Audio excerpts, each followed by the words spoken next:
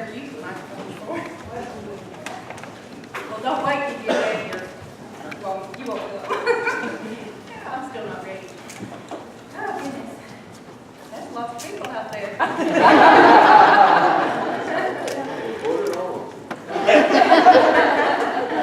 Well, today's a special day today. We're having 3 baptisms, and one of them's a grandson. And I think it's so good that they, oh, we're having recordings. So get to 5 minutes. That makes you feel better. But anyway, it's special that these people are coming as kids and all, as young people. I think that's so good because they get that piece early in life and they're secure in God's hand from then on. And a lot of you know my story, but I didn't get saved as a child. I grew up in a Christian home. I had a Christian. I was a little bit like Timothy. I had a Christian mom, and my grandmother lived with us. She was a Christian. My daddy was a Gentile. I love my dad very much. But it was my mom and my grandmother that taught me about Jesus. They took me to church and witnessed to me and tried their best to, convince me this is what I needed to do.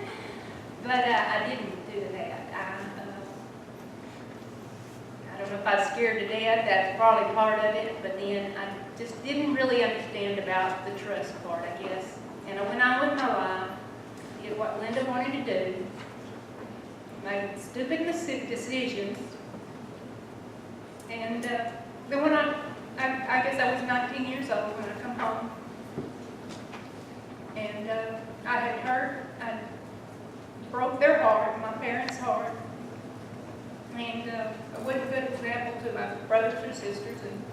And I broke God's heart. But the only good thing that come out of those years was Jeremy, my son. I loved him to death. But it was during a revival in the summertime, and God called me in. He called me when I was little. He did. I felt it. I read my Bible and prayed for him every night. I felt the call, but I didn't answer. But this time, broken and shamed, I answered that call. And I went forward and I was baptized. And God's blessed me. He put Bruce in my life. And Bruce loved me. Broken as I was, he loved me. And we had 2 beautiful girls that love each other very much and are there for each other. And then we had 2 other little girls that are in heaven with God. And I know they love each other just as much as these 2. But, I think y'all said it the last week that it's not the end when you're saved, it's the beginning. And there's times in my life where I feel the nearness of God, and then there's times you kind of lag behind.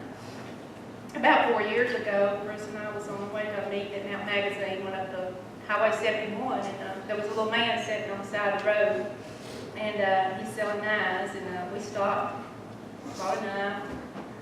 He talked about making knives, Bruce talked about the cattle business, and then we talked about our church. He talked about his church.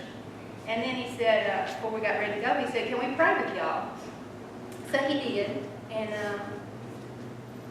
right there on the side of the highway, he prayed. And then he prayed, it's not about knives or motorcycles or cattle or land.